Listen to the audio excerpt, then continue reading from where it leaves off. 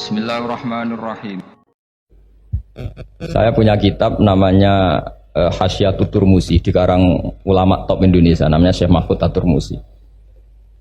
Itu beliau cerita, Imam Al-Amudi itu ulama top, tapi dia itu unik, tiap ngajar santrinya itu ngajar matematika. Terus ditanya, sampai muridnya itu ragu, ini guruku masuk surga enggak, ini kiai kok hanya ngajar matematika. Ya kira-kira ngajar, ya seperti mahasiswa jenengan kan, ini rektor masuk surga enggak, ngomong teknik terus gitu loh. Tapi gurunya kayaknya enggak terima, disuudoni santrinya itu enggak terima, karena beliau seorang wali. Murid-muridnya itu bermimpi. Ini penting saya ceritakan, mungkin agak aneh di dunia kampus ya, di bab ini. Kalau dalam teori kita, Pak On itu, mimpi sama nyata, melihat itu otoritatif mimpi. Ini yang agak aneh di ilmu pesantren. Jadi melihat jenengan langsung dengan mimpi itu otoritatif mimpi. Karena mimpi ru'yal mukmin dijamin oleh Rasulullah sama dengan 46 juz'un minan nubuwah. Jadi persennya itu besar sekali, 46% dari juz'un minan nubuwah, otoritatifnya. Nah tentu tidur yang benar. Logikanya gini, kata-kata kitab-kitab menjelaskan. Orang kalau melihat langsung itu pasti terpengaruhi oleh cinta atau tidak cinta, senang atau tidak senang, sedang butuh apa enggak. Jadi kalau saya sedang butuh dengan Pak Rektor itu melihatnya dengan penuh harapan. Jadi kalau saya sakit mau mati itu senang lihat dokter karena ini harapan, Rektor nggak ngefek gitu kan gitu. Tapi kalau saya politikus ngelihat ketua partai itu lebih respect ketimbang melihat dokter kan. Jadi gara-gara banyak kepentingan ini melihat itu nggak pernah jujur gitu. Nggak pernah jujur. Jadi kebodohan manusia justru karena melihat itu kalau dalam teori kitab.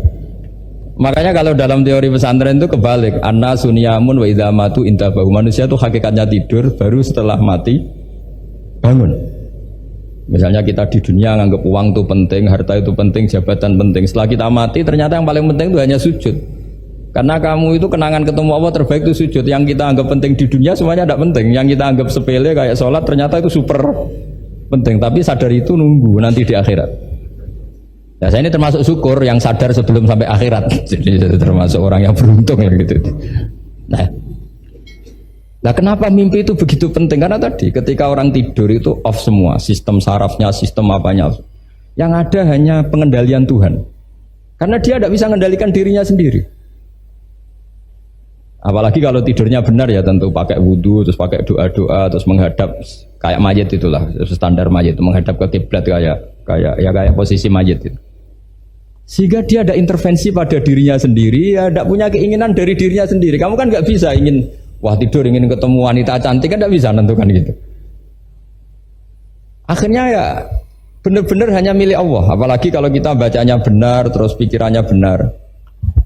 Makanya uniknya dalam Islam adalah doa mau tidur dengan wiridan setelah sholat itu ajarannya Nabi banyak mau tidur. Wiridan subhanallah 33, alhamdulillah 33, Akbar 33 dan disempurnakan seterusnya itu. Itu ijazah Nabi kepada Sayyidah Fatimah itu untuk mau apa? Tidur. Bismika wada'tu jambi wa bismika arfa'u. Sampai doanya panjang. Allahumma aljatu zuhri ilaika. Panjang sekali doa mau tidur. Saya yakin jenengan ndak hafal dan ndak paling ya bismika wada'tu jambi apa? Bismika Allahumma ahyawamu. Itu sebagian ustaz bilang itu doa ngaji katanya. Gitu. Ada seorang ustaz saking mangkelnya, ibu sudah baca doa ngaji belum? Tak juarai bismika Allahumma ahya bismika wa amut. Wah itu kan doa mau tidur Pak Ustaz. Iya biasanya kalau ngaji tidur. Jadi doa itu kalau itu doa mau. Akhirnya mimpi itu penting karena di situ manusia nggak punya nafsu, nggak punya keinginan, sehingga yang ada itu kata Nabi itu ada sittatun wa arba'una juz'an minan nubuwah. Sehingga dulu itu mimpi itu jadi sarana betul. Kita tahu kan cerita orang-orang dulu, Fir'aun itu kurang jahatnya, kurang kelirunya. Dia mimpi ada api dari Bani Israel yang membakar kerajaannya. Dan semua pentakwilnya sepakat itu maksudnya Anda akan dihabisin kerajaan Anda oleh bayi dari Bani Israel. Begitu juga raja zaman Nabi Yusuf itu mimpi kalau ngalami ada 7 sapi yang gendut dimakan oleh 7 sapi yang kurus. Jadi mimpi itu sarana bahkan dari orang kafir. Karena Ya tadi yang preman ya nggak ada premannya, yang soleh ya nggak ada solehnya, semua dikendalikan oleh Allah Taala pas tidur. Sehingga tidur ini menurut agama lebih otoritatif, asal dengan tidur yang benar. Jangan tidur sambil ngerokok terus terbangun karena ininya kena itu. Nah, cerita-cerita unik begini kalau tidak orang pesantren itu tidak tahu. Karena ini memang khas pembalikan satu fakta yang diyakini orang banyak. Sehingga ulama dulu itu cerita, ini saya teruskan. Imam Amudi itu akhirnya murid-muridnya mimpi. Mimpi di situ tanya, Pak Ustadz, Anda masuk surga enggak ketika hidupnya hanya nerangkan matematika? Oh iya, saya bahkan enggak sekedar di surga. Malaikat dikumpulin Allah untuk mendengarkan presentasi saya ngajar matematika.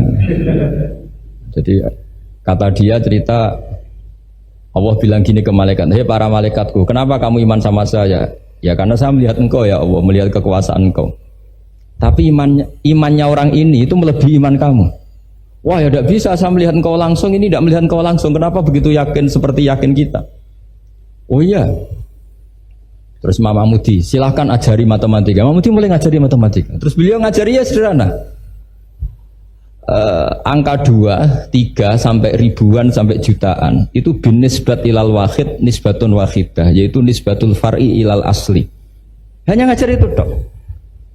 Dunia ini apapun banyaknya variannya, apapun banyak makhluknya, itu semuanya adalah nisbatul far'i ilal asli. Angka 2 ya cabangnya 1, 1 juta ya cabangnya 1, semua itu dimulai dari 1.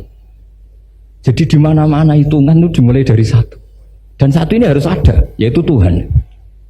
Matematika akhirnya malaikat, keren juga maksudnya. Keren juga maksudnya. Akhirnya Allah bilang, dan itu didawuhkan juga oleh Rasulullah SAW, tuba liman amana bi walam yaroni. Yang hebat itu imannya orang yang enggak melihat saya. Makanya masyhur itu, malaikat ditanya Allah, siapa imannya yang paling kuat? Ya kita, karena melihat engkau langsung ya Allah. Para nabi. Terus tapi yang dari sekian pertanyaan itu jawab sama, yang paling ajaib adalah umat-umat Muhammad di akhir zaman, nggak menangi nabinya, juga nggak pernah lihat surga neraka, tapi iman sama saya. Dan mereka punya cara untuk imannya ini berkualitas sama dengan kamu para malaikat. Ya diantaranya dengan cara logika tadi yang saya utarakan tadi. Am khuliqu min ghairi syai'in am humul khaliqun. Kalau alam raya ini wujud, maka penyebabnya harus sesuatu yang wujud. Masa sesuatu yang nggak wujud menyebabkan yang wujud?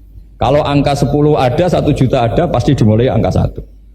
Makanya nisbatus naini wal arba'ah ila ma la nihayatalaha, itu semuanya nisbatul far'i ilal asli. Semua angka berapapun jumlahnya itu binisbat ilal wahid adalah nisbatul far'i ilal asli. عدد خلقه ورضا نفسه وزينة عرشه ومداد كلماته سبحان الله وبحمده عدد خلقه ورضا نفسه وزينة عرشه ومداد كلماته